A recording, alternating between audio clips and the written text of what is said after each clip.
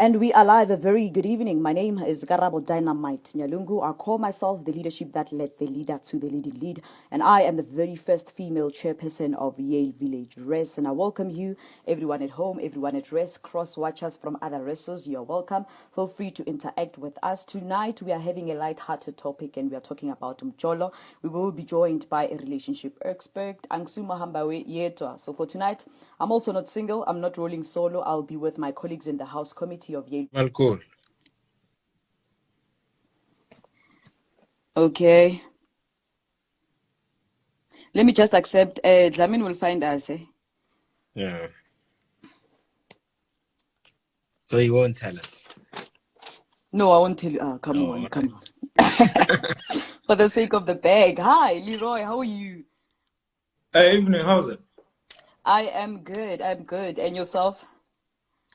I'm super. Sorry, man. I think I was looking for the wrong page. Yes, we saw. It happens. And I think we should also apologize on your behalf to our house members for being 2 hours late. Emergencies happen. So it's one of those days. It was 2 hours. You said 9 o'clock. How is it 2 hours? Yeah, the initial time was 7 o'clock. Oh yeah. No, I had a family thing that I needed to do. Sorry. Okay. All right. No, we hope the family as well. I apologize. I apologize. No, we hope the family as well. I am joined by Spesihle, and he is our treasurer in the House Committee of Yale Village. We were supposed to be 3, so we are missing a colleague that is Ntokozo Dlamini, and I'm thinking he'll be joining us as we go through. But yeah, I think we should just get on top of it. Okay, right. Cool. Sure. I'm good, thanks, and you? Let me not be rude or look like I'm rude. No, not at all. We are your servants here. Okay, cool, my guy. Yeah. Oh, here's Ntokozo. Let me just add him. I think this will do justice also because we have a sequence in which we are going to ask the questions. So let's rather not mess that up. We can wait for him for just a few seconds.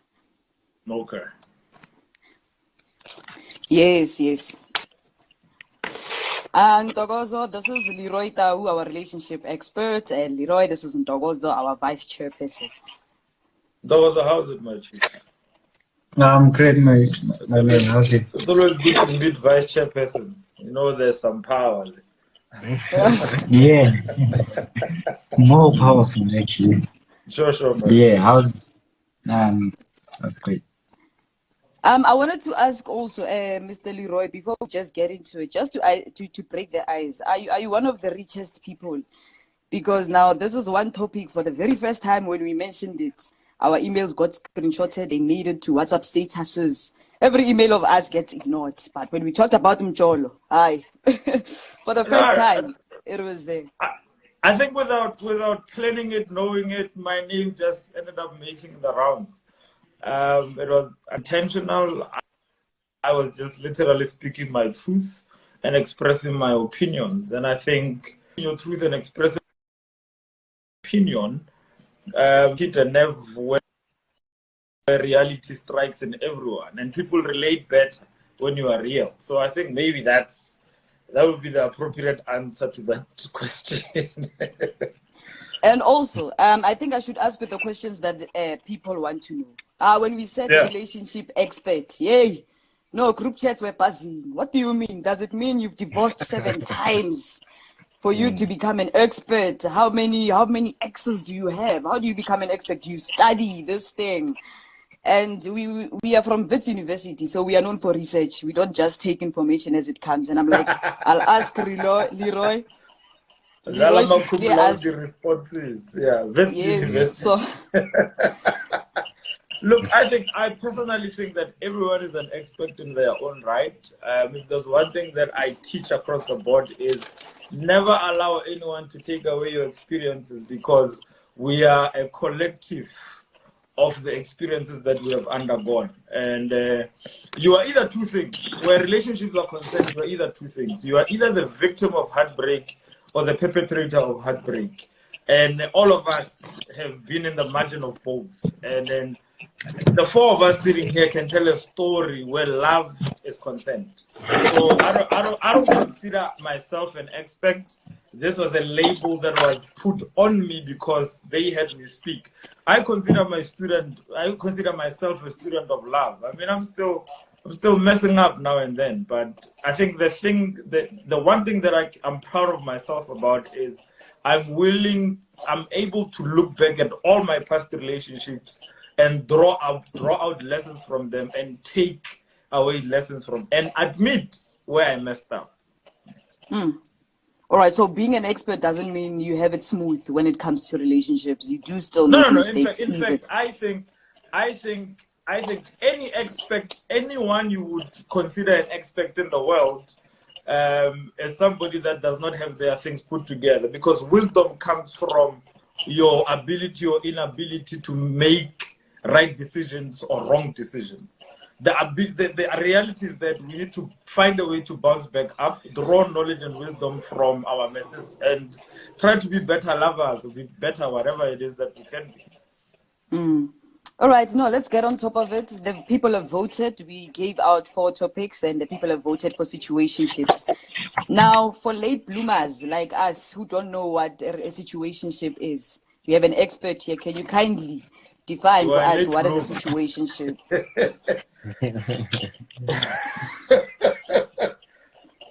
I think the word situationship defines a moment where two individuals who are still either trying to get over a heartbreak, or trying to find themselves, or trying to figure out what relationships are. So this becomes a situationship. But the reason why it becomes a situationship is not that the two people who are trying to find themselves will not be honest at the inception of the relationship. So it's not like we're gonna go on the first date and say, hey, I don't believe in love. I've been hurt, and I don't trust women, or I don't trust men. And then we sit there. So situationships are born out of a narrow view or a heartbreak point of view, where people just, I call it the anesthetic syndrome, where two people who are wounded meet each other at the point of love, using the words of love just to find comfort in love. But the two individuals are not ready to love. So I'm using you to numb the pain in me, and you are using me to numb the pain in you. But we walk into this thing calling it love, because we can't find any other way to label this thing that we want to get into it. But now you realize that I've been in hospital several times, and I've been on a sick bed. And a sick bed is designed to make sure that you sit there in order for you to get the correct treatment and the correct medical attention. And as soon as you feel better, you leave the hospital and you go back to your bed. You don't leave with the hospital bed to go back home. And you don't even live with the doctors. So a situationship is a point where two individuals walk into a relationship using each other as medication. I call it when I use you to become an antibiotic for how I feel and what I want to now. But you need to understand that you are only put on an antibiotic treatment for 7 days, and as soon as you are done with the treatment, you can go on and do whatever it is that you need to do, because you have regained strength. So the biggest problem with relationships is that we are not honest about who we are, where we have been, and how we feel, and our expectation at the very inception of the relationship. So when I meet you, I'm trying to out-impress you with the impressions that I can put on the table. Hi, my name is Leroy. I write books. I'm a published author. But I don't get to tell you that I got mood swings. I just wake up in the morning and and that's just how it is. And now you realize that relationships are a reality of a 5 rand coin.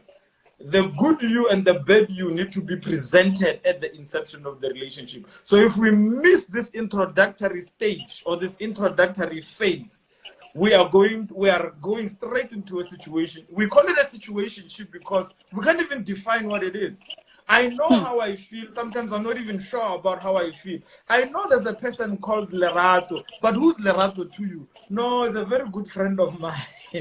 But if Lerato meant something and we had outlined what the relationship terms are, who am I to her and who she is to me, then we would literally define it as a relationship. But it's a situationship because sometimes when you call me, I'm unavailable. Sometimes when you text me, I don't respond. I will blue tick you until the day I need you. And the need is only driven out of a place of trying to satisfy me in a place where I feel like I'm lonely. So this is not a relationship, and we can't define it as one. And the two people in the relationship are mostly and probably broken individuals, using the words of love to find comfort in love.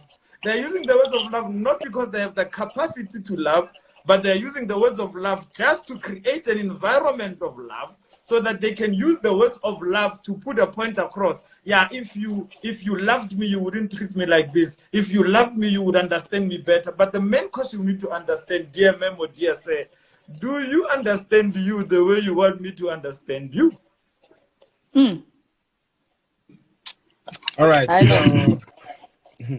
All right. That was a beautiful, beautiful explanation of the whole meaning of the situationship, because some people, it's kind of woozy how they define a situationship. So mine would be to ask, what would be the rules and the roles of a person within a situationship? So what do we do? What do we not do in a situationship? What is right? What is wrong? The number one rule is don't get yourself in a situationship. That's the number one rule. Because if don't get yourself in a situation. That's number one. So if you can master not getting yourself in a situation, you're not going to need a medical aid to try to maintain you in a situation. So, but now because we don't know, and remember, here's one thing that I think most of us need to understand is all the relationships you're going to find yourself in the world need you. Whether we're talking romantic relationships, family relationships, work relationships, they need you. So if every relationship you're going to find yourself in your life needs you, then it means the center or the substratum of importance that makes relationships work is you. So we need to, I normally say that it's important to become the right person as much as it's important to be found or to seek the right person. And many of us know we can do our checklist. I want a tall, dark, and handsome, what.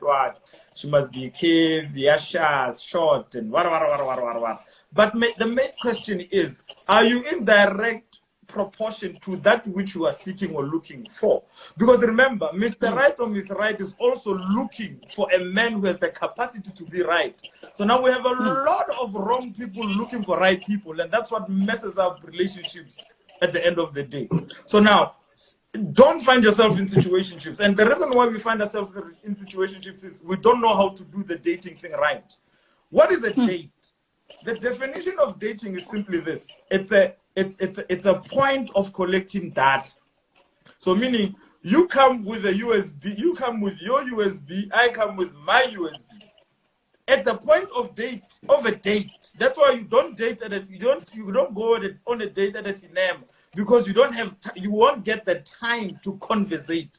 Go on a date to a quiet place where the two of you can be able to express who you are, where you have been, and where you are going. So I give you my USB, you give me your USB. And it is after you have told me everything about you. Where did you grow up? Who raised you up? How many siblings do you have? What is the relationship between you, your sisters, your brothers, and your father? Because the responses of where you come from literally give me an idea of how you are psychologized, emotionalized, and spiritualized. Because we miss asking these pivotal questions at the inception of a relationship. You say you go on a date, but if I ask you, how? You say you're dating Leroy. Papa Leroy, hey, wait, I think you mutis. But you have been on 4 dates with Leroy. No, because you need to understand that how you relate in relationships has 80% or 70% of it comes from your childhood development. Your expression of love and your reception of love is literally dictated by what love was depicted in front of you growing up as a child. So it's important for me to know where you come from Because if I know where you come from, I can know how to handle you in terms of your emotionalism, your spirituality, and your intellectualism. And there's a word that's going around nowadays. They call it sapiosexual. Sapiosexual. You guys are used to and but now I'm attracted. But and you ask a person, how many books have you read this month? Who's your favorite author, dear Mr. or Miss Sapiosexual? Because if you are going to get to my level of intellectualism and my cognitive abilities, you need to understand that I've read over 200 books. My library is literally at 1,000. I've written 5 books. So now if you're going to say to me you are sapiosexual, okay, cool. You are attracted to my mind. But now, if you're attracted to my mind, then it means I must reciprocate the same thing back to you. Because I'm going to wake up in the middle of the night one day and talk about Khalil Gibran. Can you engage when that Because you have put a standard up there to say you are a sapiosexual. Okay, cool. I'm all intellectual as I can be, and as all I can want, and as all I want to achieve. That's a part of me, but there's an emotional side of me, there's the man side of me, there's the boy side of me, and then there's the gift side of me. Now, if you and say, they all need attention. Of course, and it's simply like that. And it's one of those things that you gotta understand that we miss making relationships work because we don't sit down with the people that want to be in relationships with. You don't know what they believe in. And we downgrade this thing. We don't know what they believe in. Are they Christian? What is their spiritual context? How broad is their spiritual parameters? How broad is your sexual experiences? How broad is your academic experiences? If I meet you and you have a degree, I need to know, are you planning to get a PhD? And so that I fashion myself around the boundaries and the parameters. Because I think the other reason why we mess up relationships is we date from a point of feeling and not from a place of purpose. It's all about how he makes me feel and how she makes me feel. And how many of us have said, yo, I can't stop thinking about him. Oh, yo, children, when I think about him, my world is, oh my God. And my Jita will go like, but you need to understand that the word feelings is defined as a collection of molecules that change each and every 5 to 10 minutes. So that's why it's easy to fall in love and fall out of love. But when you date from a place of purpose, it's not about the here and now. It's not about the current currency. It's about future currency. So my question now to you is, out of all the relationships you have been in and the relationships that you have gotten out of, what is it that you have birthed with the person that you were with? Apart from the babies you brought to the world, if you got pregnant. Because you need to understand the main purpose of being in a relationship is to build. And if we are going to borrow from the Bible, it is be fruitful and multiply. But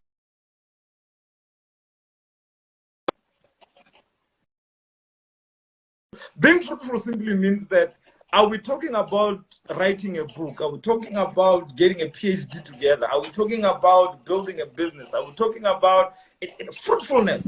So we concentrated more on the multiplication, because multiplication simply means reproduction. So we started with the last thing. We took the last things and we made them first, and we took the first things and we made them last. We get into relationships because of orgasms and climax, and then we get our hearts broken because purpose was not built. We don't know where we are going. Also, you guys are together. You've been together for a year. Yeah, we've been together for a year. So what have you achieved from a relationship point of view? Absolutely nothing. We just achieved going to McDonald's, eating ice cream, going on vacations, but there's nothing tangible that we can say this was birthed out of our relationship. Now we talk about Shona and Conor Ferguson, and people are looking at this couple from a feeling point of view, but they missed to see the purpose element in the relationship. You have two individuals that were not seeking completion. You have two individuals that were completing their own individual aspects, who came together to build a vision. And things started happening. Now we are admiring. Sean, I love this family. Okay, my friend, it's easy to love in a place where structure is established. It's easy to provide in a place where structure is established. It's easy to give yourself in a place. It's easy to go back home when you don't want to go back home in a place where structure is established. Because you're not dealing with a drama queen and a slave queen. You're dealing with a woman that knows how to cultivate and multiply that which you bring on the table. Because the relationship is defined from and not a feeling point of view. Yeah,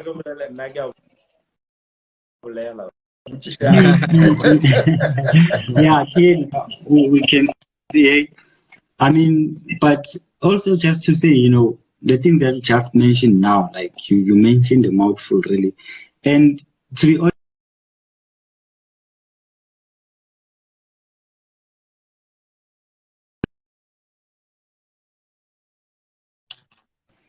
at what stage or at what point do you think you guys should start finding that purpose of your relationship now? Or you know, things like that. But just to go back then to the, you know, to the context of a situationship. And I think I saw some comments there, and I think those comments will also make you realize that the definition of a situationship then might then be contested, you know, especially saying that people want to define it in their own way as well. Of course, and I did see something along the lines that I have here. And mine would also be to ask that, what is the difference then, if any, you know, what is the difference between a situationship now and an entanglement? And is there a continuum between the two? You know, is there like some sort of definition that goes on, but then kind of separates the two? You know, that wants to be similar, but it separates the two. Is there a difference really? Look, man, I think English has allowed us the luxury of using of using words. So we use English words in order to get away from the reality of what is really happening. So the word entanglement and situationship. So I'm glad that we're dealing with UJ students now. We're talking about it's semantics. It's semantics. So both of them you entangled. It means they ask you, are you in a relationship? And then now it's like, hey, Tommy, I'm not sure, right? But and then now situationship. Hey, oh guys, mama, I haven't spoken to him in a while. I'm not even sure whether or not him and I are still.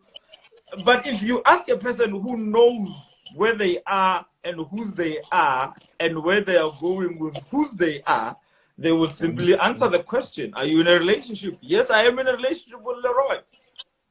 So the thing is that I think we run away from hurt and we run away from pain.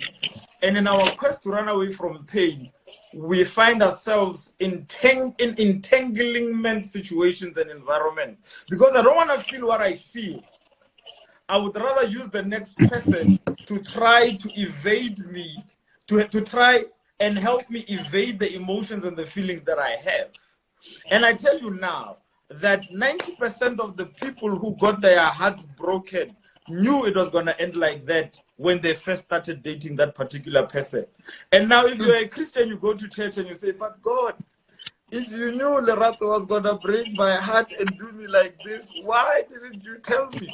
And I'm probably thinking God is sitting in heaven saying to himself, but when your mother told me she was not good for you, that was me talking to you. When your friend said, we always know, we always know, because we know when we are forcing ourselves on people. We know when we are holding on to people that are not holding on to ourselves. We know when we are the one. You know that if you don't call them, they will not call you. You know that if you don't send that text, they will not send it. You know that when you don't suggest, hey, when am I going to see you, they will not do it. So all these things are red flags, but because we are illusionary, hopeless romantic. There's a difference between being a hopeless romantic and being an illusionary, hopeless romantic. You are stuck. You are dating hope. You are hopeful, but the hope that you have is not met at the point of equilibrium. Your partner does not have the same hope that you have. When you look at them, you see a future, but when they look at you, they just see a today that does not have a next week. Yeah. No, that's a powerful one. I've lost sound, but I'm a Veti. We are not from UK. I'm a Veti, so we've made a plan. I don't even want to know how you moved from that block to that block with that guy in the same block. But let's not get into that. Yeah. I wanted to ask also, what is it about traditional relationships that make people resort to situationships? What are we avoiding there? Let's fit. I believe more in what do you mean by traditional relationships? Traditional relationships, this is then me answering myself. Traditional relationship where there's commitment, where there's a plan for the next week, for where we see each other, where there's enhancement, you pour into me as much as I pour into you, and all of that wholesome stuff. I think when before we knew how to say I love you, we had a love view we had a personal love view. And in that personal love view, you did not see yourself getting hurt. You did not see yourself getting molested. You did not see yourself getting raped. You did not see yourself being handled like you are trash. You did not see yourself being belittled, diminished, and your self-esteem being tarnished. That was the love view we had. And then because we had a proper unmolested love view, and we gave ourselves to love. And we found ourselves in the hands of a person that knew how to say I love you but did not know how to love. And we were left with a heartbreak that literally changed that love you. Now, we walk into relationships skeptical. Before you walked into it, you went into it with your all.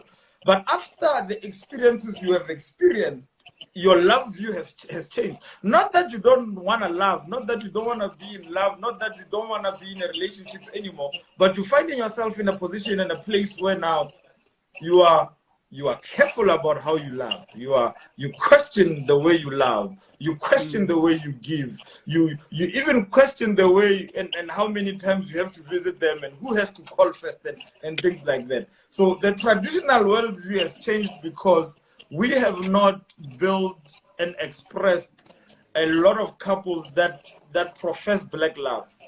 Everything we know about love is Western influenced. I can tell you now that everyone on this life has read a book or heard of a book or had an opinion about the book titled 5 Languages of Love. It was written by Gary Chapman. The concepts are right. The 5 languages of life concepts are right.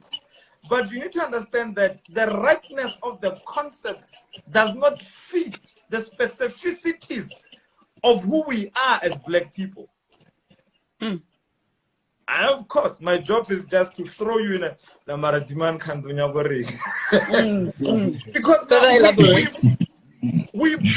we borrow so much.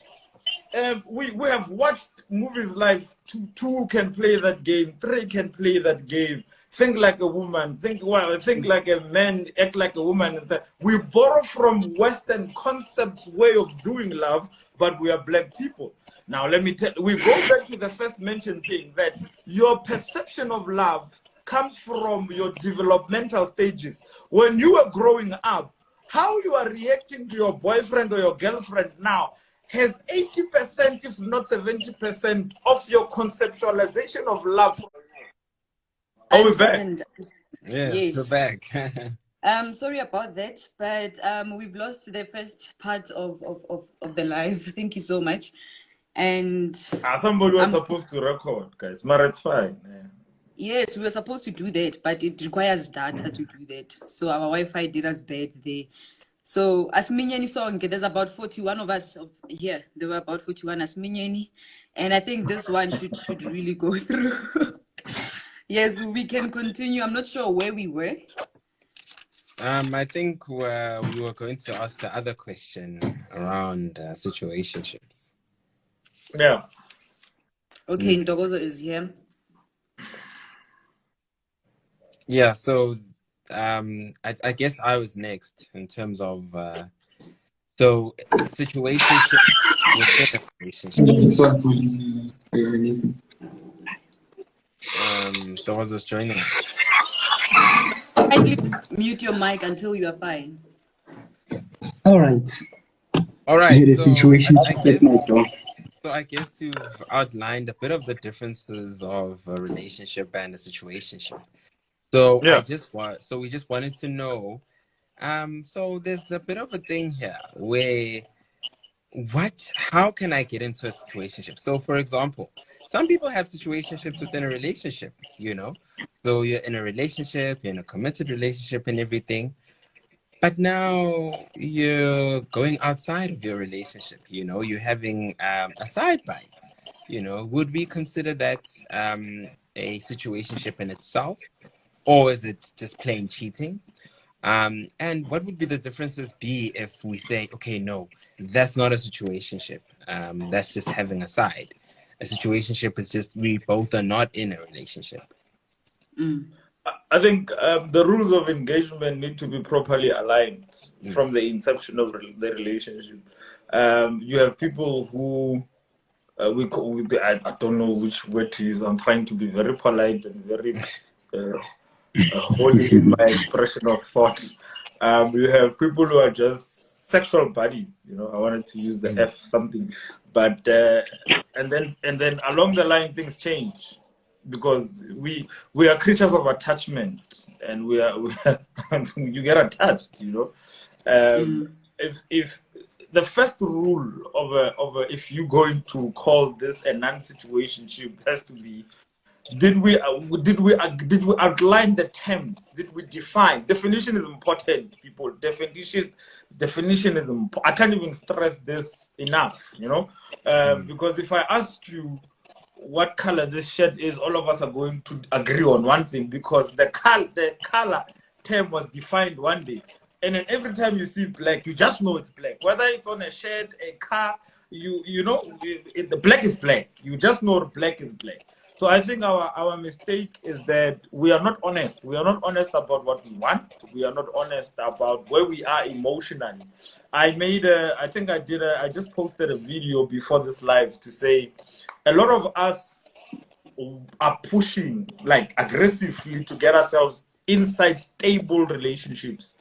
But we keep forgetting that you can create a stable environment for a relationship to be in, but you need to remember that the people or the individuals in that environment need to be stable in their emotion. They need to be stable financially. They need to be stable spiritually, and they need to be stable psychologically. Because it's possible that you can move in with me. The environment is there. The food is there. The bed is there. The Wi-Fi is there. Netflix is there. The environment of stability is there. But the individuals in the environment are not stable within themselves. And that's where most relationships go wrong. So now my advice, don't get into a situation, because a whole lot of damage will be caused. And the reason why we find ourselves in situationships is because we are trying to run away from how we are feeling. You don't want to make peace with that. You don't want to accept that.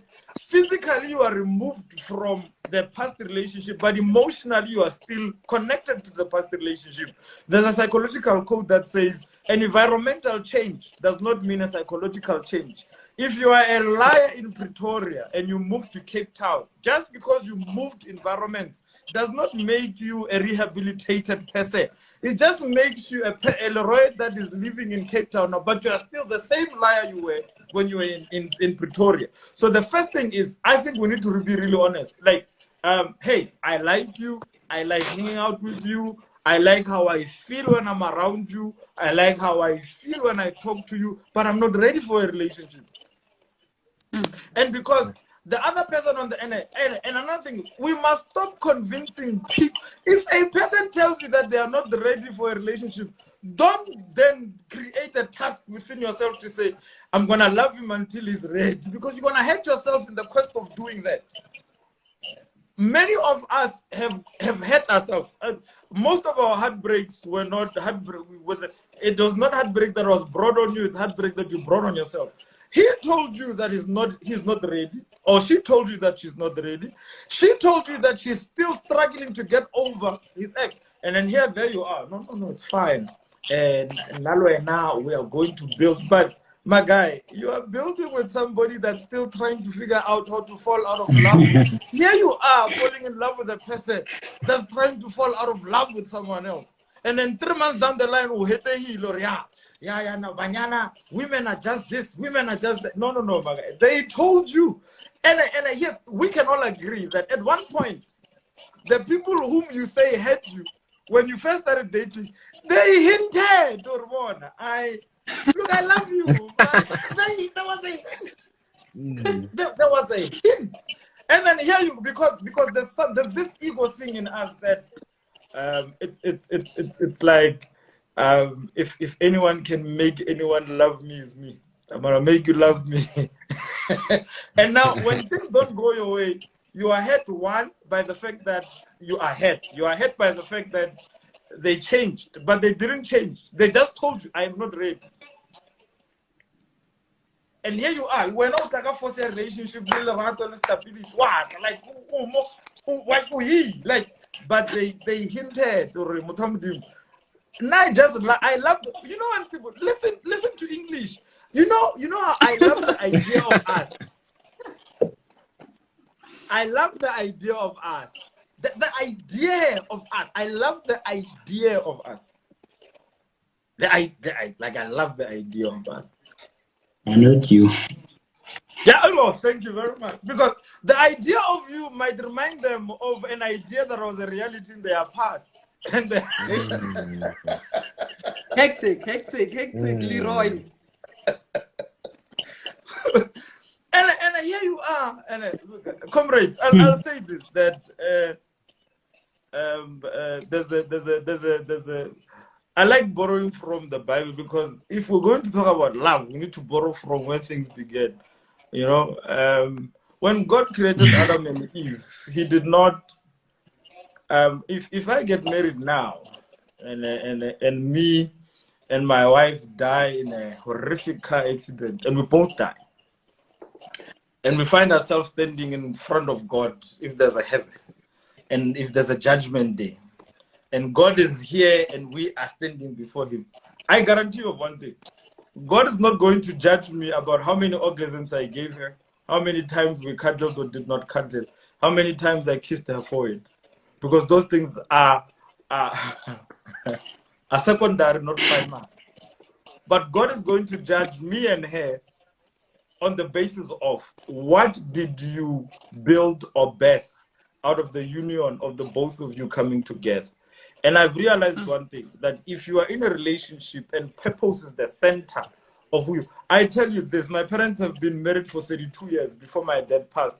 You can't tell me now that my parents stayed together for the 2 years because they loved each other. No. Love did not keep my parents together, but functionality kept my parents together. They built a structure in which both of them could function. For example, my parents ate out of the same plate for 32 years. Whether they fought or did not fight, they ate out of the same plate. Because the eating out of the same plate was a ritual for them to keep coming back to each other. Now imagine if they did not have that ritual. It means if they were angry at each other, my dad was angry going to work, he's going to be angry coming back from work, and then he's going to eat in the bedroom and mother will follow. Now you have two individuals, one facing the other direction and the other one facing the other direction. But that ritual of sitting on the dining room table subsides the anger, because we have to eat and we have to look civil in front of the kids. These are what I call relationship boundaries. They help each and every one of you to come back to the point of reconciliation. Now the anger is not as intense as it was in the morning. It's not as intense as it was before they before they started eating. It's not as intense as it was after they eat. And I guarantee you it's not going to be as intense as it was when they go to bed. Now, because emotions have settled, now all relationships need to find that boundary of of coming. But how then do we do this if we don't know where we are going? The reason why we call it a relationship is because you have two people who have decided to relate, number one. And number two, they've decided to get inside the ship. And number three, we all know that when you get in a ship, it's because there's a destination in mind. Now, you're in a relationship, where are you going? Guy. That's very true. Besides, come to my place. When are you coming over? Leroy, I wanted to ask. Yeah. You mentioned that intentions need to be clear from the get-go, but in an ideal world, it happens. In Saura and on air, it hardly happens. And I wouldn't say it's a responsibility, but at least the decency for people to know that, hey, actually we are in a situationship. And also that conversation often happens after certain acts have happened. It doesn't happen without anything being established. So the difficulty of the conversation coming and it being from, if I say this, then everything else I've been benefiting from will be revoked. And also when it's said, the other party thinking that, nah, like you said, I can love the person enough to love me. Now, when the conversation happens, I wanted to ask, how do we then make sure that the message is well received and we are strong enough to either go away if you are not, if what is being said is not what you were asking for? I think at first, like I said, relationships, we define it as a relationship because the individuals are in it, right?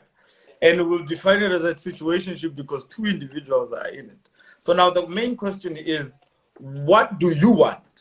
And sometimes we need to be honest with ourselves to say, because you can't be honest with me if you're not honest with you. Like Leroy, I'm not ready for, like, all one. You're like, I don't think I'm ready for a relationship. You just, but because we love using other people as an aesthetics, we don't like dealing with ourselves as much as we love dealing with other people. I would rather bring you into my space so that you help me numb how I feel. And as soon as I get better, and then I will leave. And now the problem with the situationship is this, that people will use your time, your bed, your car, your money, your lunch, your vacation, your allowance, your watch, your phone, just to get over whatever it is that they need to get over. And as soon as they are fine, believe you me, as soon as they are fine, they don't care about how much you do for them, mean to them and whatever. They will leave, guys. We don't go to hospital because we love going to hospital. We go to hospital because something in us is not right.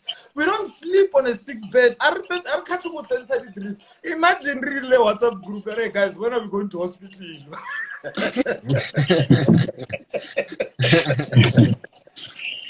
Because the reality of the matter is we go there because something is not right within us.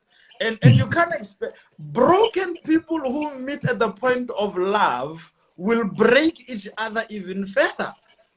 And just because you are running away from dealing with how you feel from a heartbreak point of view, finding someone else that gives you good sex subsides. It starts off good. The adrenaline is amazing. But sooner or later, the high is not as high as it was when it started. That's why people move from cigarettes to weed and then cocaine, and because you are doing this to numb something in you. The perfect thing that you can do for yourself is deal with you before you find yourself in an I love you situation. Find you before you find anyone or before you are found by someone. And the problem with relationships today is simply this, that the wrong people are looking for right people. And you mentioned that. And the wrong people have mastered the art of saying the right things. It makes them look right. They look right. But hate people. It makes them look right. But now, how do you tell that they're using the words of love and they don't have the capacity to love is when 2 weeks down the line, they are the direct opposite of everything that they presented before you. But because you are wounded within yourself and you did not, but now I tell you this now, I've been criticized for this. I will never. I've worked so much on me from an emotional, intellectual point of view that I can't allow myself to date anyone broke. And broke is subjective, by the way. It's very subjective. Very subjective. Can't. My definition of broke is I can't date a woman that cannot get herself to my place. Bafuni mali Uber bafethu. But how come I have done that? Okay, so now I got.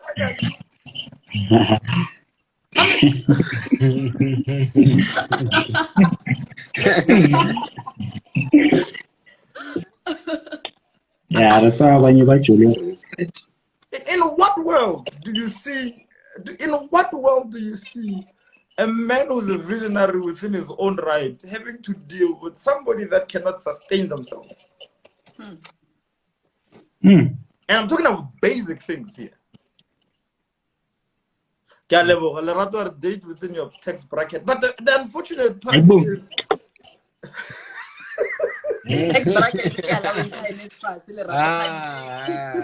can't, guys. I can't. I can't. And everyone needs to have a sense of standard, and it's just that. And I would never.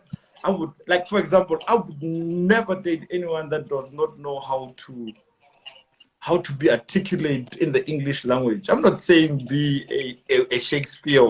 I can't, because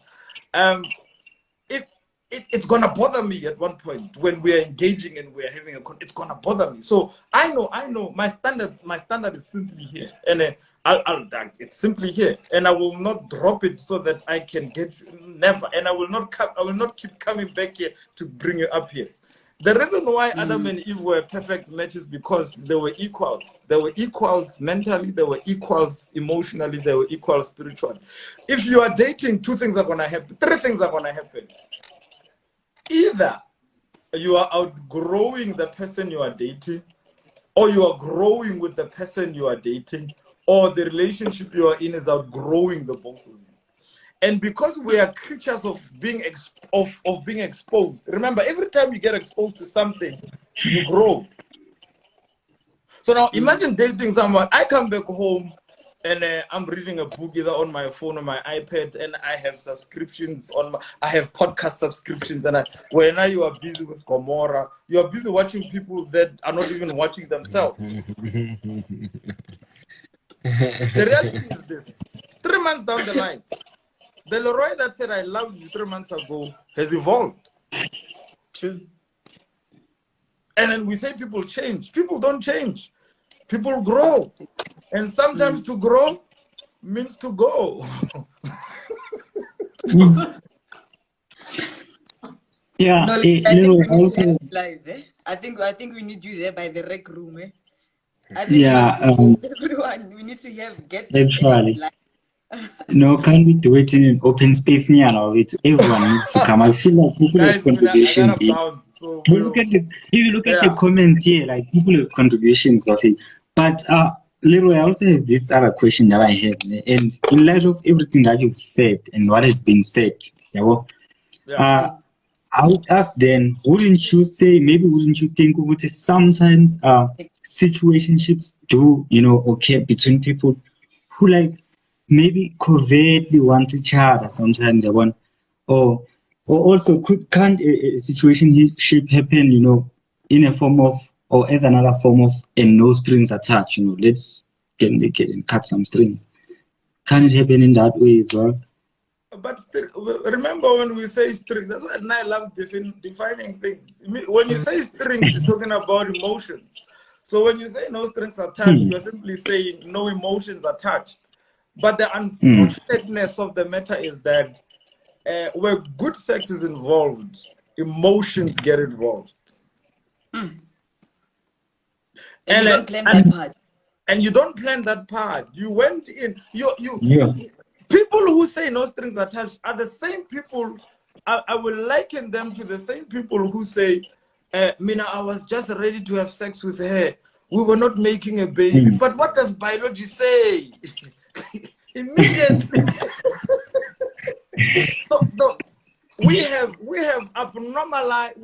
normalized abnormal things to a point that we want to have conversation about abnormal things in order to look for more reasons to normalize them. Guys, there's nothing normal about being in a situation. There's nothing normal. We call it the term entanglement simply means things adjust. You like things adjust. You understand? So the reality of the matter is, and the people. Here's the thing.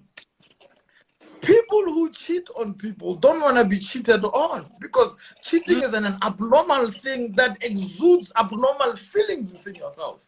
And never to also she's bipolar, she's on a manic depression.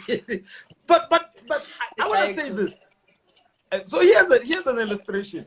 You put two people in an aircraft or a helicopter, and then you one love, and then one bipolar, and then all our love remove parachute, and then what depression parachute mara what depression, bitterness, anger, please be careful how you fall. Please try to manage force of gravity. Comrade, if you did not have a choice in falling in love and you found yourself loving a person without even knowing, like you just fell, like force of gravity took place, how then do you get to dictate how they feel about you when they no longer love you? Because there's a thin line between love and hate and love and anger. And the more you love someone, their anger is in direct proportion to that particular love. People, your exes who don't want to see you today, they loved you at one point with their all. And that's what we need to agree. Now, you didn't tell them to control how they loved you. Now you want to tell them to control their anger towards you. Something is not right. Because both of these things are emotions. So let us stop trying to normalize abnormal things. And the funny thing is, half of them, we want normality in abnormality. Can't be. I was sitting the other day and I'm looking at Gomorrah. I'm watching Gomorrah, and then there's this ladies, Melusi and Tati situation. And Tati and ladies call this thing that they are doing love. It's not love. They are in pain. And since they have a common thing, the common feeling is pain, but it's interpreted as love. Because no one else outside of them knows how they feel about the pain except the two of them. So only the two of them share a common pain.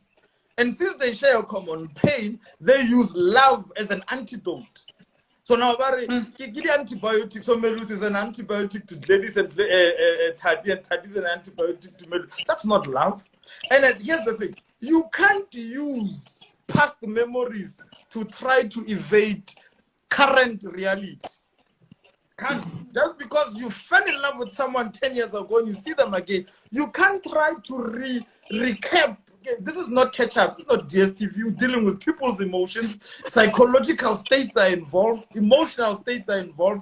Because if we want to pick up where we left off, we need to understand that the Leroy that you left 10 years ago has evolved. Has been fired. Has been like there's a collection of experiences behind that 20 years. You can't just come here and say, yeah, I miss the good old days. But unfortunately, you're not the good old person that you were 10 years ago. A whole lot of things have changed. But we keep lying to ourselves because, guys, we don't like feeling how we feel. We would rather charge. The reason why most people drink alcohol is not for the niceness of alcohol or the fun of alcohol. They're numbing how they feel, and it helps them numb it. So now I refuse somebody to use me as a Hennessy bottle, just so that they can make it through the day and through the week. Okay. Okay, Leroy, you did hint that you need to go, and I think I have quite a couple of questions that I want us to rush us through before we let you go. Someone is asking, what's the difference between standards and unrealistic? What? Let me see. How does one differentiate between healthy and unrealistic standards? One, healthy standards are things that you are you have the capacity of reaching yourself as an individual. And healthy standards are things that you don't have the capacity to reach yourself. Okolota advance here 29 rand over Vodacom, but you want to date them. That's unrealistic, right there. I was Because the talking question you. is, when was the last time you took yourself out to a fancy anything? When was the last time you took yourself to a vacation? Anyway, when was the last time you bought yourself a bottle of Moet? Now, if you can answer me, then that automatically means you have very unhealthy stuff. You have expensive habits that you can't afford. Well, while prepping for this, I was stalking you, and in stalking you, I found a video where you were speaking about breakups, and you caught my on this. You say that when a breakup happens, can everyone hear me? Yes. When a breakup happens, it is not the breakup that hurts, but what hurts is at some point you believed that the other person will not put you in that situation. I know. Give this man a bells. Can you please engage on us? Engage with us. So please? the thing is, when a breakup happens, it's not the act of the breakup that breaks your heart. It's the fact that somebody one day stood and looked in your eyes and said, "No one will leave you. I'll always be here with you. If anything, I will never cheat on you." So when the act happened, it's not the act that hurts you.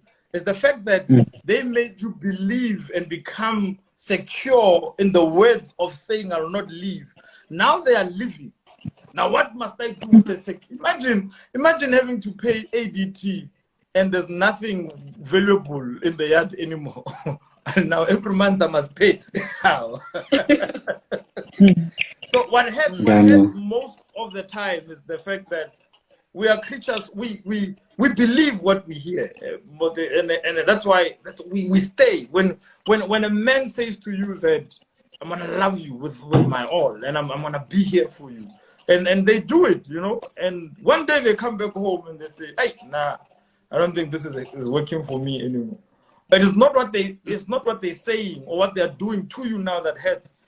It's the fact that they have gotten you so secure in the fact that this person is not gonna leave you, but here they are leaving you. So you are hurt by what they said.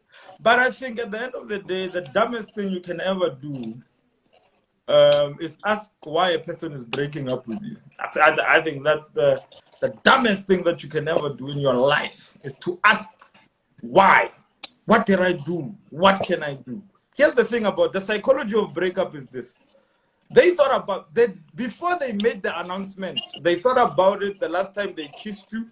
They thought about it the last time they had sex with you. They probably been thinking about it for 6 months. They probably been thinking about it for a year. They thought about it when they said, "Hey, what do you want to eat tonight? What should I bring?" They thought about breaking up with you.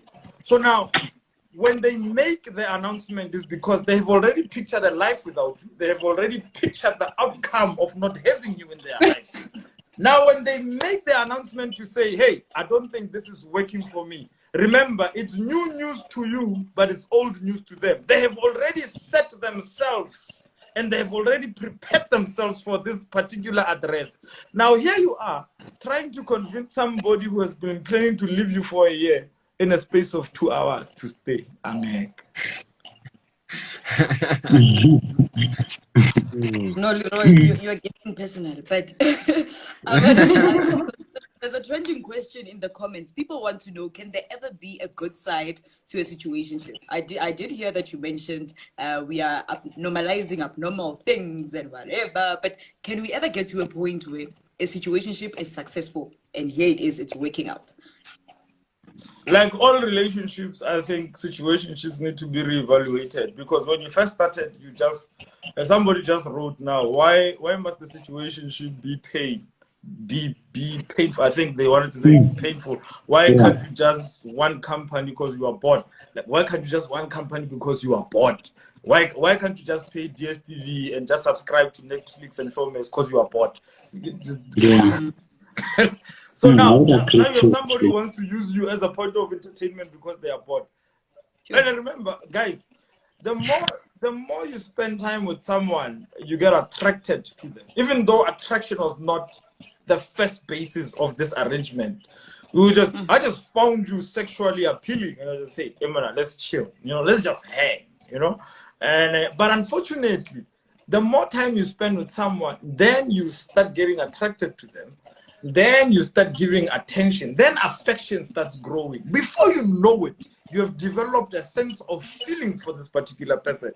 Now, we need to go back to the drawing board and say, Emre, I guess I feel like I'm going to feel like that 2 months ago, so that we can be on the same page, And it's important to be on the same page and make sure that you are reading the same book written by the same author, because page 8 is page 8 in all books, but it does not have the same information. Can we come back and reevaluate this particular setting to say, Emma, I know we agreed that we don't want a relationship out of this, but I find myself feeling. And then you must put yourself in a position of accepting them when they say, hey, Emma, I'm still where I was 3 months ago. And it must be just like that. That way, no one gets hurt. Because if you don't express how you feel, tomorrow they're going to put the new girlfriend they met, whom they love. But remember, they don't love. They just love hanging. They love the idea of you, not the reality of you. They don't see a tomorrow with you. They only remember you when they are bored. And they are boredom. That's when you are relevant and very practical. But when things are going well, and remember, they have sex with you now and they're enjoying it, but they're still on Tinder, they're still inboxing, and they're still flirting, and because they're exploring options. And the day they find that which they want, they're born. But what about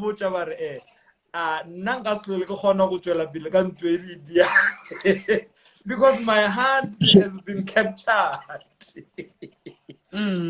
Guys, this thing don't end well. I don't care what we say. They don't end well. It takes very mature, heartless people to get to a point of just spending time with someone and having a whole lot of sex with that someone and not developing anything. It's a lie. Sure. So then, would that mean, you can separate like a situationship from then a platonic relationship, what we call a platonic relationship? Would the situationship be then separated from that? That's what then I want to know, have you having read that? Please rephrase that question. Yeah?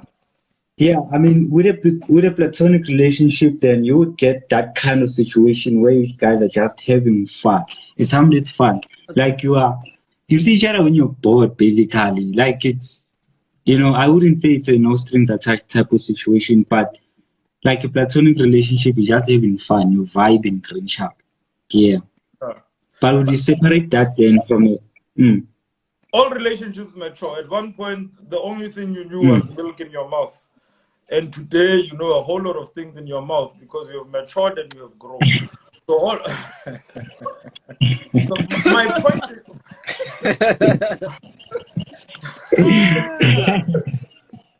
So here's the thing. Okay. There are levels to friendships. We start off as acquaintances, but then we realize, no man, we have a lot in common. I enjoy talking to this. And the more you talk to them, guys, you don't plan these things. Without even planning it, the only person you wanna talk to is this person. The only person you wanna share. When something great happens in your space, when you get a degree, they are the first. You can tell your mother, and your mother might be happy, and now you realize right then and then, Roman, I think I'm falling in love. But it's important and it's very fair for you to come back, because now it means the label is platonic. Mara, it has moved from platonic to intimate. Now the roles has changed. Now we need to come back and say, look, dude, I know we just started off. It's important to always revisit. So somebody asked me and says, hey, so it's my wara anniversary. So what should I? And I said to them, buying gifts does not commemorate an anniversary, because an anniversary to me is two people who, if you have been together for a year and you're celebrating a year anniversary, it simply means that let's go revisit the relationship. What has been the stumbling block? What have we achieved? How far have we come? How far do we need to go? Because an anniversary simply means taking stock. You know, like we are closing. It's like you run a club. You're closing for the month. Now you do stock taking. Like where the fights have we found a way to resolve conflict within the relationship context? Are we growing as a couple? Has our communication changed? Because if we are still going to be fighting about the same thing next year, and we're saying we're celebrating 2 years anniversary, but we are still the same people fighting about the same things, what is it that we are celebrating indeed? Relationships are literally a business. If you have been in business for a year, next year, can we do stock? Can a reconciliation? Can we reconcile last year? How far have we come from? Emma, baby, remember when we fought on that weekend? But what made us fight? Because now you are in a better mood to address the conflicts that you probably didn't have the opportunity to address because both of you, your emotions were high. So my intake is simply this, that we are creatures of growth, and the more we get exposed to life, the more we grow. And that is why it's important when you're staying with someone and you come back home, and when you find an opportunity to be with them, ask them about if you have not seen them in a week, how was your week from Monday to Friday? Because if you don't ask that, there's a lot that has happened from Monday to Friday that has literally contributed to their developmental structure. So the person you were with last week might not be the person you are with this week because they're conceptualized. What if they were molested and raped? What if they lost their job? What if they lost we are not having this conversation. Pella, when we ask you how was your day, it's not that but we are literally just trying to get on the same wavelengths, you know? Because the last time I saw you, we writing, what inspired this change? We need to know so that hey, where's Lerato? No, Lerato is somewhere. Even when you are home, we need to check in. How is everything going? Let us not take for granted the basic conversations that help us grasp the information. I need to know who you are, even when you are not with me. How are you feeling? There's a lot of things to do. How are you feeling? And because you are in a relationship context, be honest. You know, because with anyone you can lie and say I'm fine. You know, it's like, hey, man, today it's really gets a sharp, man, I just short nailing. At least you get to gather the psychological impacts that your partner has been through. I no put past 11 on automa drama because you don't know what the person has been through throughout the day. And we don't do these things. It's all about what you can take from the person. Yeah, why didn't you call me? Why didn't you respond? Hey, is everything all right? Because who texted and warab. Let's give them an opportunity to explain themselves. No, it's fine. If you have fun, be with whoever you are with right now. It's okay.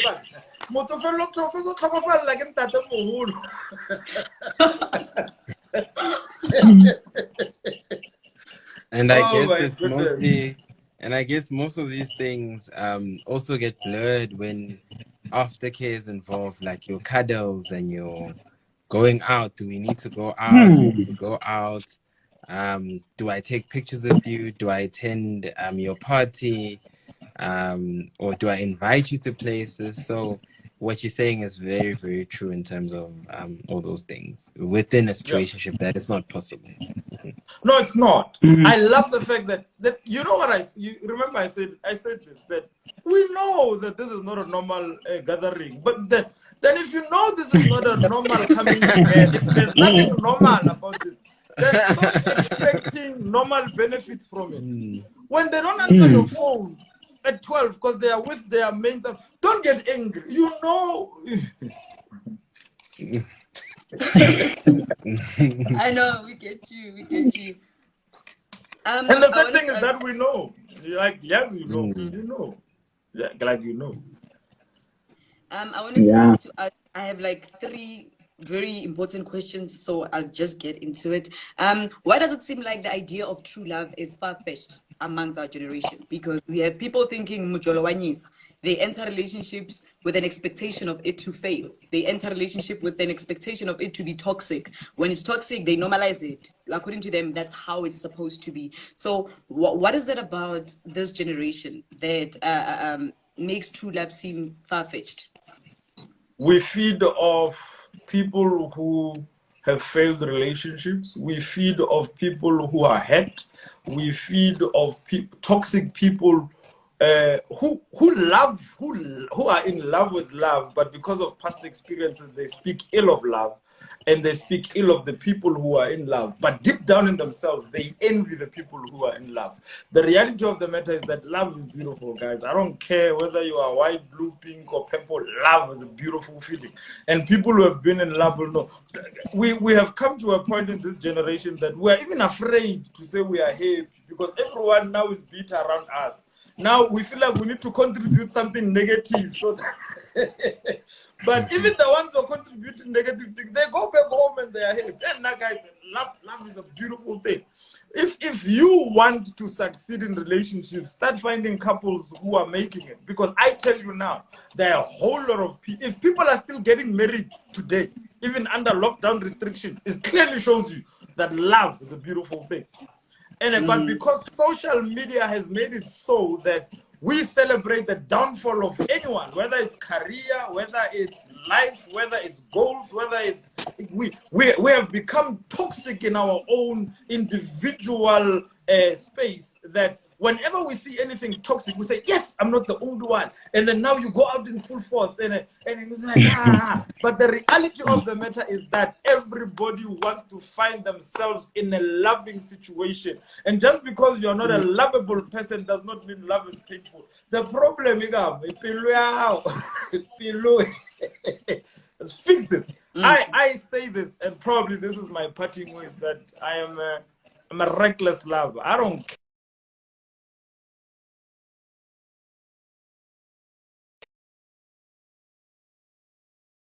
as that.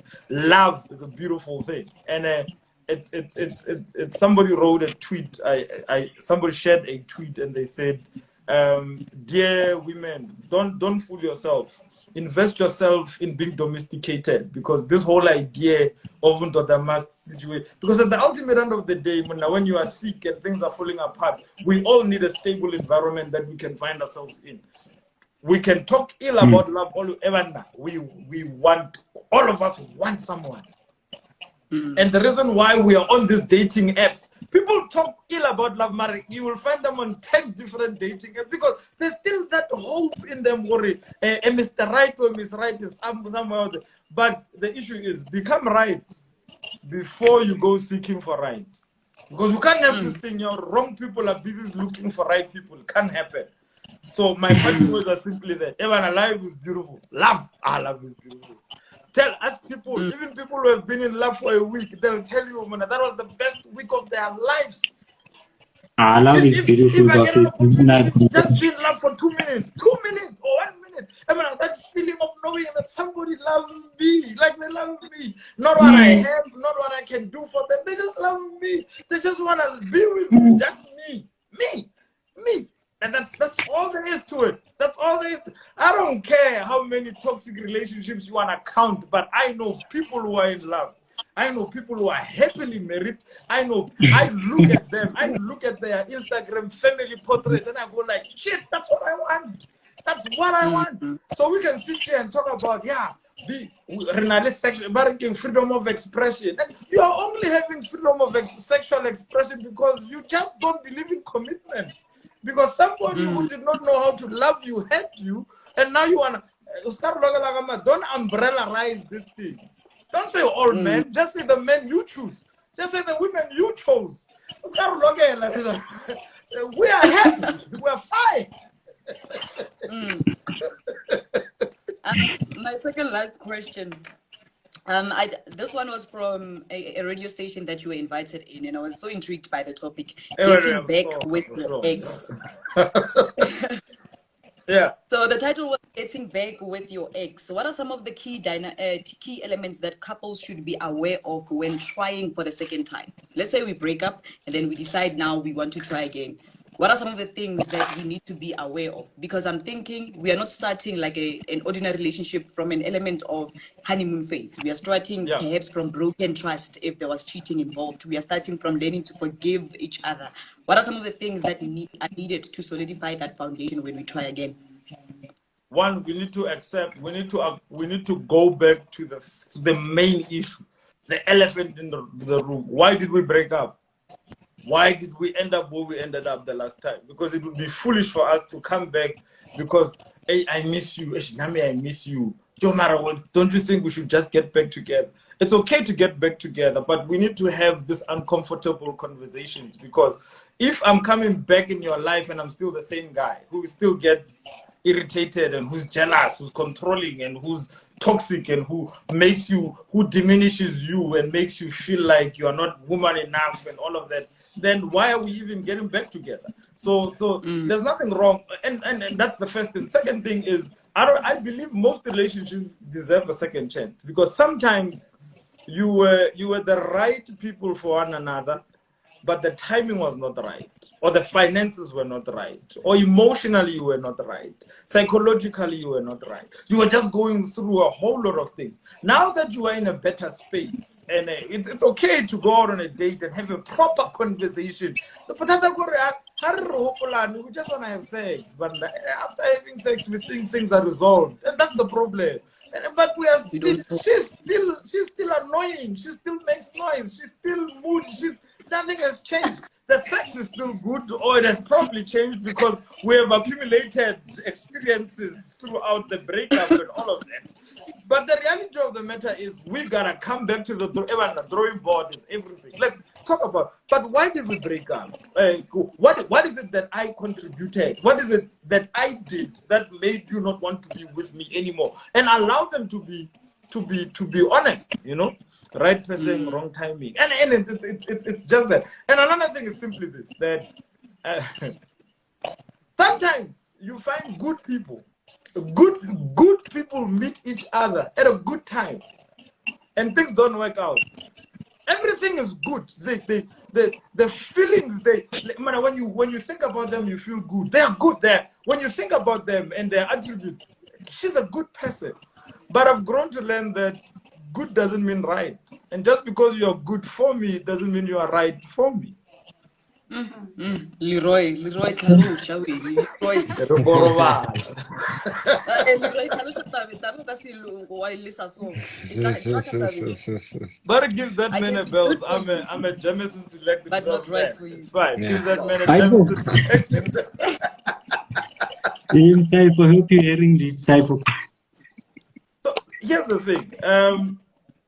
Have you ever broke up with someone and even today can't find reasons why?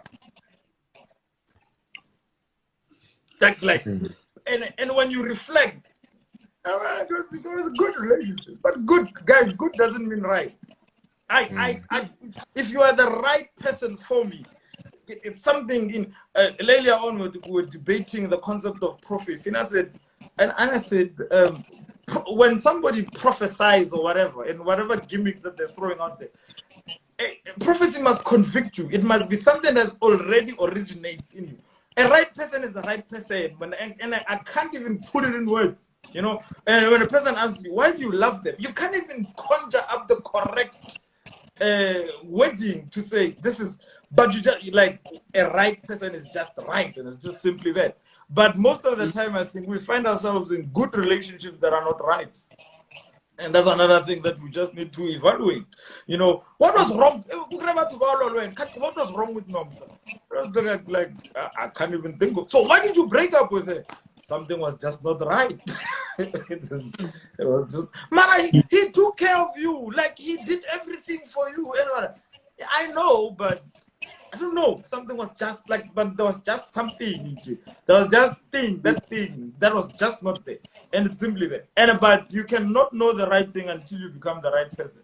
it all goes back to individual building. Like, are you the person that you are looking for? Because the right person is also looking for a right person. If you are looking for an independent anything, an independent something is looking for an independent something. Are you looking for an intellectual something? Of course they look. I can't work. Imagine, but going to VITS and tax and UCT and all. No, comrades, no. No. At my age, I'm not looking to teach. I'm looking to reciprocate. I'm looking to complement. I'm not looking to complete anything. I'm looking for. I said something to someone. I love my women broken but focused. Okay. Because Okay. I can do a lot of things with a broken somebody who's focused. Now, here's another thing. I would rather be with somebody who's willing over someone who's prepared.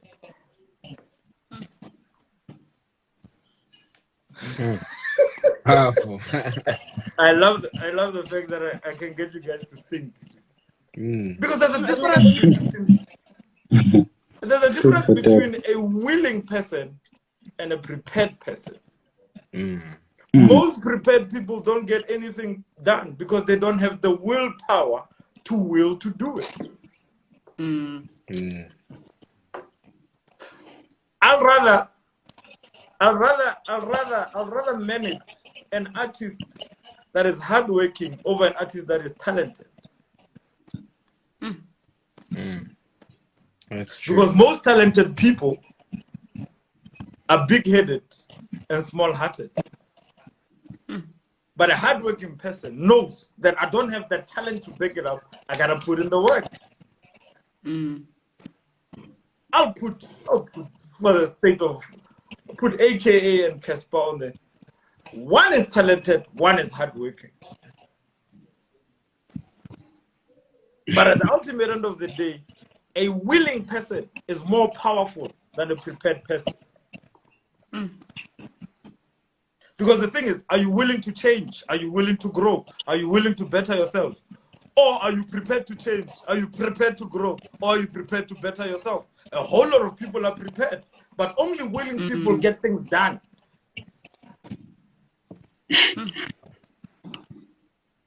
I know. No, a last question from me. I wanted to speak about contentment and satisfaction within relationships. I was speaking to a brother, and this brother of mine says people need to understand that when Leroy says, I'm choosing to be with Karabo, Tembi and other girls don't stop being attractive. But I make a choice that even in the presence of Tembi, I will still choose. Now, what is it about a person or a relationship that makes a partner fully understand that concept, that there will always be someone better than who you chose to be with? Always goes back to the person you chose to be with now comes from an option of people that you had. So you chose them from an option. So they were once an option before they became a choice. And just because you chose to make them a choice does not mean you no longer have options. The options will always be there. But what makes the options null and void is because you chose to choose out of the options, and out of the options you made a choice. Now, since you made a choice out of the options, it means you must be committed to the choice that you chose out of the options you chose from. So now the problem is many of us make the choice out of the options, but we don't stop looking at options because we still feel that we can make another choice. And then we divide, now we become like this live video now. It's divided in 4. Now, instead of giving yourself 100% to one block, you are giving yourself 25% to 4 blocks. Now, here's the problem. Every woman wants to be on a vacation, wants to be surprised on their birthday. Now, if I have 4 girlfriends, here's the thing. The experiences don't build on top of each other. Now, if I take this one to my family reunion, and I take this one to the movies, and I take this one for a vacation, and I buy this one flowers, these are 4 experiences that could have been invested in one person to make 4 experiences.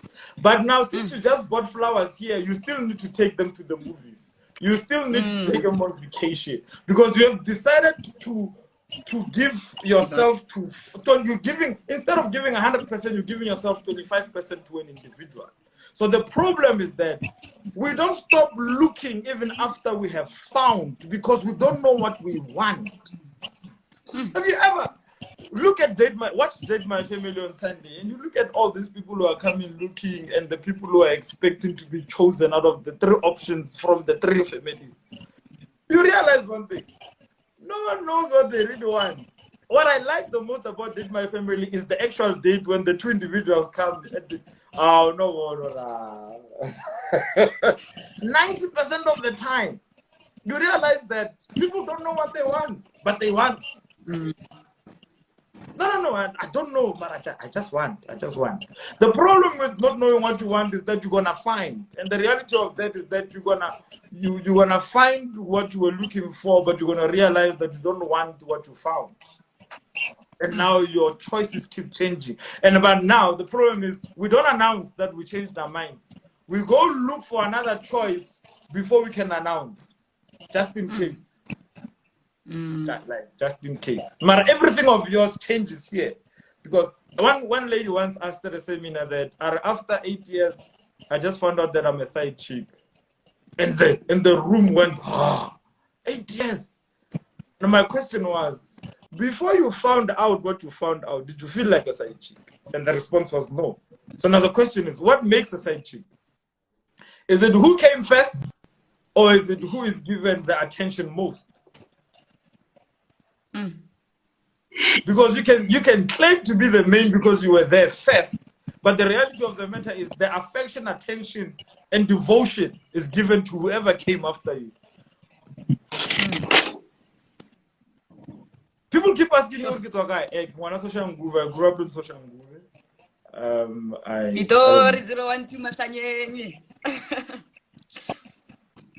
Okay, I don't know that what was that. my last I don't know.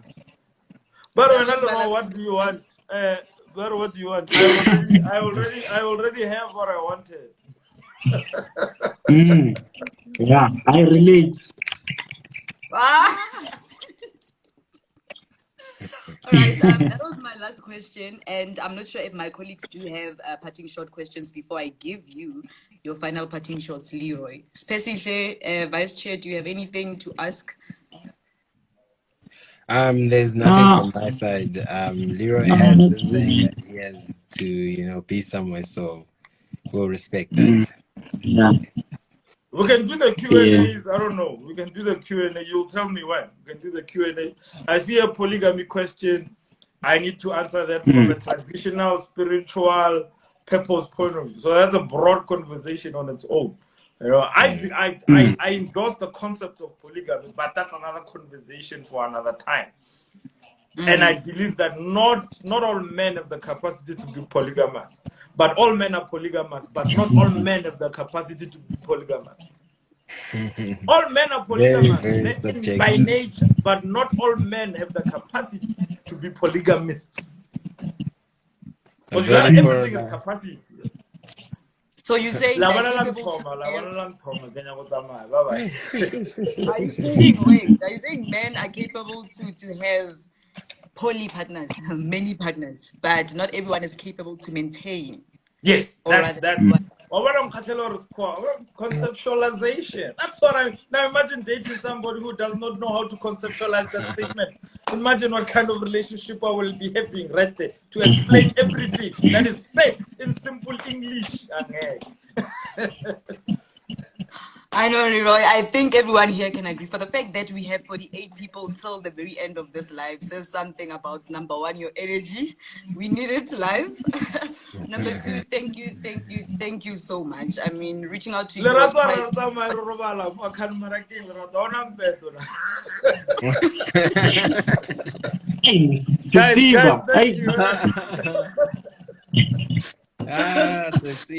thank you so much. No, Mavitu, that was actually a good live, man. Very powerful points raised there, you know.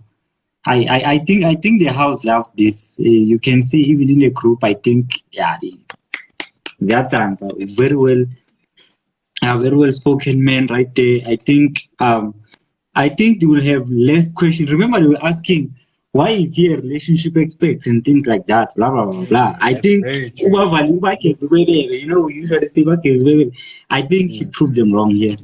That was very powerful. But I mean, yeah, well, now for those who took the conversation serious, and I believe a lot of people took it serious, they're probably I gonna have. go back and ask themselves, how many times have you done the things that you mentioned? You know, if you're in a relationship, does your relationship have a purpose? You know, if we have been celebrating your anniversaries, anniversaries, awanye, what were you celebrating really? Were you exchanging gifts, or were you actually talking about in play to we've come this far, and let us reflect on our relationships, you know. But that was good, man. I think as a VC, it's kind of natural for you to want to thank the whole house. But as a chairperson, it's natural for me to want to thank the whole committee. This is at the back of having a successful event on Saturday. We come back with another successful thing on what's today? Wednesday. So this shows growth within us. This shows solidarity within us. And it really shows that when we work together, there's a lot that can be achieved. I've never seen any house do anything like this. There's a political party that did it on campus, but for us to sit down and think about things we can do to better the house in accordance to what the house needs, that I think I give props to the 11 of you. This was very, very, Yeah, very that's good. successful. And also, I'd like to thank the house for bearing with us. We were 2 hours late, but we still have. I think this is the highest amount of views we've ever had live. You know, when we've had these live videos. But thank you so much to 11, everyone. Thank you so much to people 11. who were very interactive into the comments. Yeah, we think Leroy is in a relationship with a Lerato somewhere because wow. But this was very good. Was very good. Basically, any parting shots before I end the live? No, none whatsoever. Just to say that thank you so much for the opportunity to come and to, you know, present some of the questions and hear and get insights from Leroy about some polarizing topics and some of the things that we wanted to hear. So thank you. Again, I would like to thank the whole house. You know, we are in a pandemic. And being in house com in a pandemic means there's a lot of things that you will do that you will not have reference because it's the first time we are all leading in a pandemic. So it's so important that when you pitch things, you at least have a group of people acknowledging and accepting your ideas and embracing your ideas and showing face and showing support and making time to also be here and watch this and engage, you know. So I'm very, very grateful to the house of Yale Village. Otherwise, this was very, very successful. We hope Wi-Fi will cooperate and not twig, and we will safely save this. I'm so sorry about the first part of it not being captured and saved correctly, but it's something beyond our control. And if everyone is now sorted, I think we can bow down. Thank you very much to the 34 people here and the two of you gents for making time for this. Thank you. No problem. It's only a pleasure, man. Sure. Hey, wait. I think as a committee, we need to buy coffees and biscuits. I think relationships are gonna die after this. So at least when we have coffees for people to come, the what are we questions are gonna pop after this. So for people to come and you know we therapeutate people, we counsel people because I was triggered. I don't The wanna comment there by comment section. Our hey, the comment our of it. Can we have a date night? We are single. Yeah, me, I think from that group chat we should pay each other, you see. Those of us who are single. Guys, I'll see you. Hi, I'll Raise see the you other guys. thing No. that we pay each other. I mean, let's help each other. We are a family. So I go. Goodbye, guys. No worries. I know that's it from me. Yeah. Shut Yo, up. but tell me to what are we after this life? What are we? What are we? Okay, before You guys. the devil happens, let's just save this and bye. Yeah. Shut All up. right, sharp.